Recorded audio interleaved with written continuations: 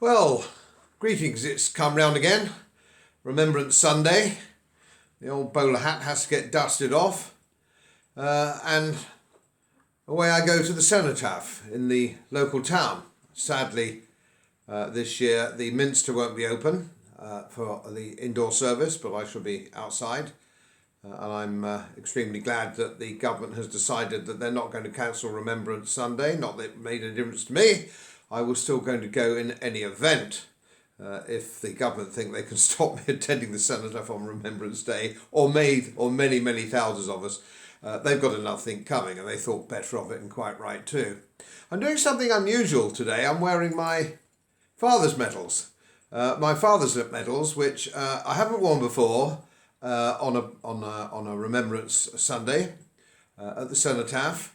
They took a bit of digging out, but the reason I've done it this time, he was a pilot. He was a pilot in the war.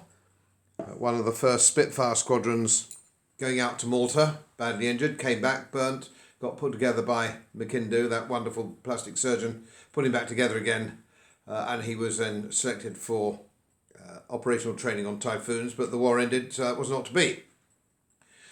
So it's also the 80th anniversary year of the Battle of Britain, so I felt that I should put his medals on, which are rather more impressive than mine, which were given to me for just turning up, but there we are. I come from a baby boomer generation, and of course I remember things like ration books, and every sister, cousin, aunt, and the whole shebang had served in the war in some form, including my grandmother and grandfather, and they'd served in the war before that. So it goes back generations and generations, and I'm quite sure that anybody watching this clip is the same. I'm not unique in any way.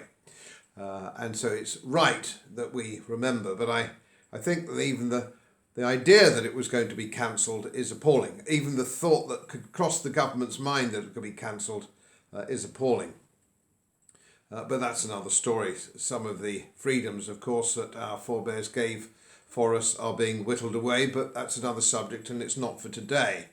But what I would like to just make mention of is that it's called Remembrance Sunday, and we remember our war dead, and quite rightly we do that. It isn't about glorifying war or anything of that nature. It's about remembrance, remembering the fallen, and it's quite right and proper. But I think we should go further than we do in this matter. I think we should go further than we actually do. We seem to forget the causes of war. Wars are caused by governments and politicians, not by soldiers, but by governments. And we live now in an era where young men are sent to war, it seems to me, on a very ad hoc basis, and the old men that send them there, or the middle-aged men in government that send them there, are going to be safe in their armchairs.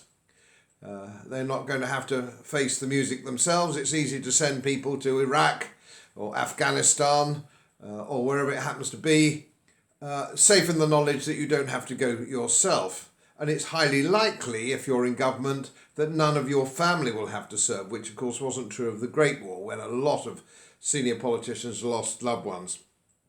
So let's just think about it. And when I was doing my dissertation for my graduation from the Royal College of Defence Studies some years ago, some of the research I did was trying to find what you might call a just war, or a war that was worth fighting. And it might surprise you to know that they are very few and far between.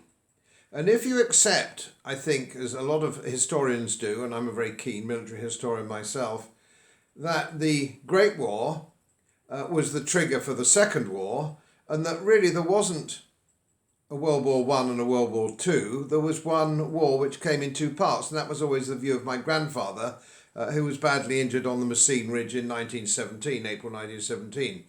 One war in two parts. If we hadn't allowed ourselves to be sucked in 1914, and we could have brokered a peace, which we were in a good position to do, the British Empire was the most powerful thing on the planet, most powerful economy, most powerful navy. We could have brokered a peace, and I've explained that in some depth on my website, in articles and stuff on my website to endorse that point.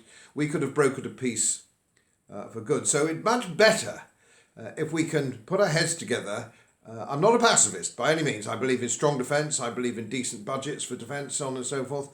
But if we can avoid war, and certainly gratuitous wars, and I have to say that in the last few decades we've got ourselves into a number of gratuitous wars that we didn't need to at all. It's the same old story, a lot of young men wounded and maimed, and then forgotten. Sadly, in the main, forgotten.